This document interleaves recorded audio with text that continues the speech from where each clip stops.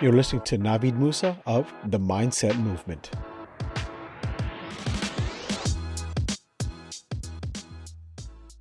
All right, how you guys doing? Navid Moosa here from NavidMoosa.com and The Mindset Movement podcast. So this is part 4. Remember, this is a total of 8 parts. We're breaking up to 2 miniseries of series 4 each. And so this is part 4 of the first half of it.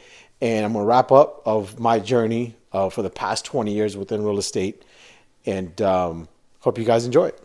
Like I was happy. I was like, yes, babe, this is it. This is going, because it's foreclosure. You're guaranteed clear title, right? REOs, you're guaranteed clear title. Doesn't matter what you're told. But oops, we forgot to do this one thing. We'll get it fixed though. It's going to take about 5 to 7 days. Buyer, I can't wait. I'll take my money elsewhere. Gone. Asset manager got pissed at me for losing the deal. They pulled the property from me then. Gets even worse. They turn around and pull the whole account from me. I have no account. My only account I had. They pulled it. And so your report card, because they score us. Side note, Maylene DeFries was my partner for a very long time. So if I look at her or point to her, it's because she's my work wife, number one. And number two, she understands a lot about the REO business because we built it together essentially. It got pulled. And I'm like, oh my gosh. So I'm like going to my wife, I'm like, I don't know what to do. This happened. And she was like, I don't know what to tell you. You know, she's like, you gotta figure it out. That was it. Like I said before, life is funny.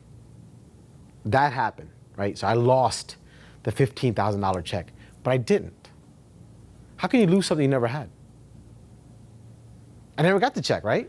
For you to lose that cup, I had to give it to you and take it from you. But if you go to the Starbucks drive-thru and you order it and you don't pay for it, and I tell you, sorry, we're out of that drink. You never lost that drink, right? So I didn't lose the 15 grand. In my mind, I felt I did, but once that clicked, that mindset clicked, I didn't really lose it. I'm like, hold on, I never had it. So there's another opportunity out there. But if I never had gone through that issue, I wouldn't have thought that. I wouldn't have. So who knows what else I wouldn't have thought of, or how I would have thought when I get other things that come up to me. That happens. It clicks in my mind. I don't know why or how. Well, him above, but outside of that, I don't know what was the catalyst, if you will, that made me think that. Once I thought that, I had this calming ease on me that, damn, okay, I got this. I do. I really, really got this. And so I went back at it, and that December was the best December ever. I had a closing, I had a deal a day for the first 12 days. And I remember bragging about it in the newspapers when people read newspapers. It was basically bragging about it, saying, Navid Moosa, a deal a day, every day for 12/12. So it was December 12th, I had done 12 deals. I wrote 12 contracts, right? And that was it. And every single one closed. Every single one closed. All this, so boom, boom, boom, boom, boom, or whatever. The difference of that one is I didn't count the commission dollars. I didn't count the money. I didn't chase the money. So for those, I have a podcast, and I used to say, never chase, and I used to close the podcast saying, never chase the money, just chase the deal. If you focus on the client, everything else falls into place, right? So to me, I had to understand that it wasn't about my commission check. It was making sure that my client got that deal closed, whether it be the foreclosure company, the asset management company, a traditional buyer, lender, wholesaler, whatever. I had to just focus on them. Once I started doing that, it was easy street. It really was easy street. We're closing a deal here and there, here and there, here and there, here and there, all over the place. It was fine. And then there's a saying called when you get your belly full. When your belly is full, you're not hungry. When you ain't hungry, you don't hustle, right? So my belly got full. Yet again, old Navid creeped up. Hey, you got this money, bro. Let's go spend some stuff. Let's go.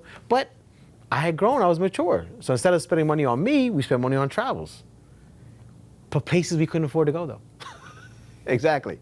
So in my mind, I pay down on my credit card debt. That means I have money available. Who cares? It's 27% interest. It's only $35 a month. Let's go, babe. Let's go traveling, right? So it was a cycle that I kept doing myself. I kept shooting myself over and over into. But what I realized, I wasn't the only one. I realize there's a lot of people put themselves to the cycle of the credit card debt and stuff like that. I know we have loan officers in here and stuff like that, and we see people and we talk to people who their DTI, the debt to income ratio, is ridiculous because their credit card expenses all over the place.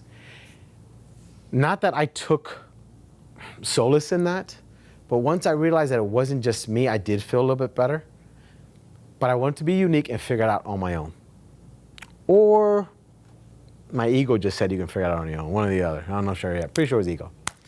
So I figured out how to manage debt and stuff like that. So that, although we went on the trips and we did spend a good amount of money, I didn't come back overspending, if you will.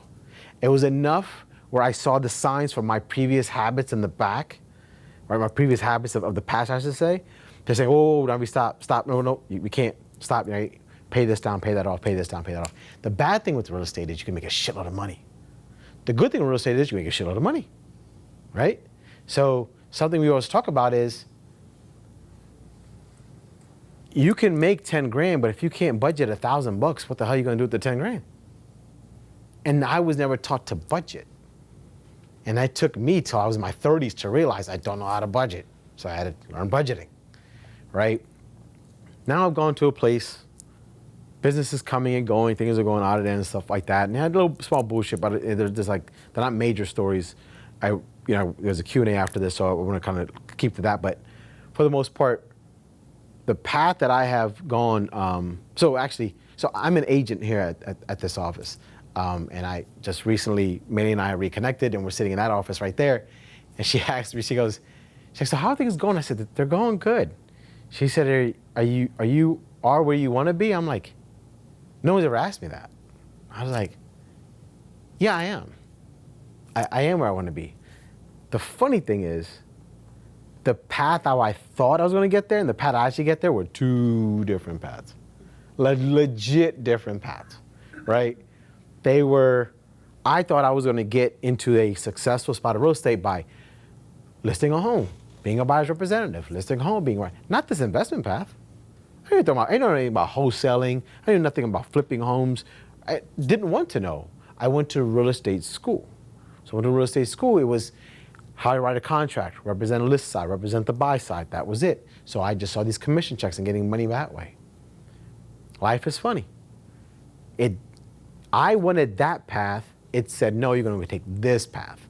Once I started not resisting that path that was written for me, things came a little bit easier. A lot of the times, in my opinion, we feel this is the better road we need to travel to get from here so I can sit down at that chair. That is your thought. That doesn't mean it's fact. We just think that, right? Well, we're taught in school the shortest point between two distances is a straight line. That doesn't mean it's the most efficient way. The shortest way is not the efficient way.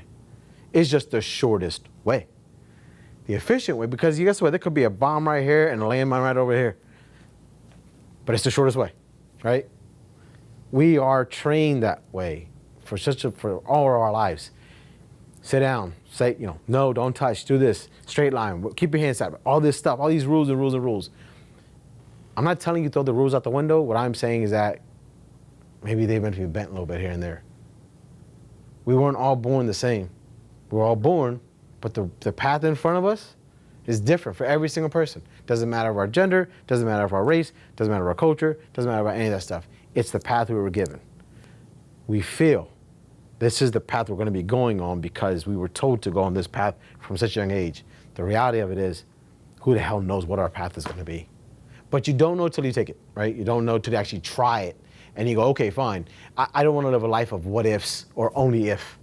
I don't want to live that kind of life. I want to say, hey, I did it. Did I fail? Yep, absolutely did. I've had more failures than successes in the generic terms of the definition of those two words. But I can honestly tell you guys that getting to this stage where now, okay, I have my own office in Pottstown. I have a property management company. I purchased a warehouse that I'm going to make it to a storage facility. I own land that I'm building a new construction home facility on. I own a campground, an RV park, a tiny home community, taco trucks, I would never have thought that these ownership opportunities or these income revenue streams were anything were possible for me. And, I for those who don't know, it took me 2 years to finish my senior year. I failed my first senior in high school. I had to go again. I went to college. I dropped out all 3 times. I tried the path, go to school, get your good grades, go to college, get a degree. This is what you're told. No problem. I tried it. Didn't work. Mom and dad weren't happy, but it is what it is. It's just, if you take away anything from today,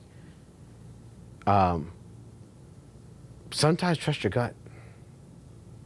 Sometimes trust your gut. And if you don't have a disagreement with your significant other, consider yourself lucky. Okay? This path of entrepreneurship, I don't care if it's real estate or not. It's not for everybody, but it's for anyone. Is what I tell people. It's not. It's for anyone, but it's not made for everybody. And I say that with confidence because I know people who took the real estate course one time, the real estate path, and passed the exam on the first time, and now they're out of it. I know people who've taken the course 7, 8 times and are still in the game. Just because you can pass the test doesn't mean you're good at it. It just means you're a good test taker. That's all it really means. Think about it. That's all it really means. It just means you're a good test taker. But whatever's in front of you, it's okay to be scared. It's okay to question it. It's okay to doubt it. But don't run away from it. Please. Like I said, if you take away anything, just don't run away from whatever's in front of you. Look at it, touch it, smell it, try it. As long as you don't flare up and get diseases from it, you're good. Seriously, just try. And hell, today I lost some money today on a deal. I lost over 100 grand on a deal today. Stuff like that. I'm still totally fine. I couldn't say that. And had I not gone through that BS that I put myself through, no one else put me through it. No one else forced me to do this thing. No one else forced me to overspend or buy this or buy that. It was all on me. It was me wanting to show off to my friends and my family, I made it. Yes, you graduated on time, and I didn't graduate on time, but I still made it because look at my car that I can't afford, but I got a car, right? And so enjoy the mistakes. Enjoy the fuck-ups. Enjoy them. If you do it twice, that's on you. It's on you do it twice. I'm a dumbass. I did it several times. I get it. But learn from them. Don't avoid what's in front of you. Don't run from what's in front of you. It's there for a reason. And I am a religious person, so for those who do not believe in God, that's totally fine. That is on you. But for those who do, there's a reason why things happen to us. There's a reason why contractors screw us over. There's a reason why that settlement fell apart. There's a reason why the car didn't start. There's a reason why that red light was too long. There's a reason why all this stuff happens. There's a reason why you guys said, I'm going to come to this event tonight talking. There's a reason why some people said, I'm not going to go there tonight. That's your reasons. As long as you're okay with those reasons, keep going forward. That's it.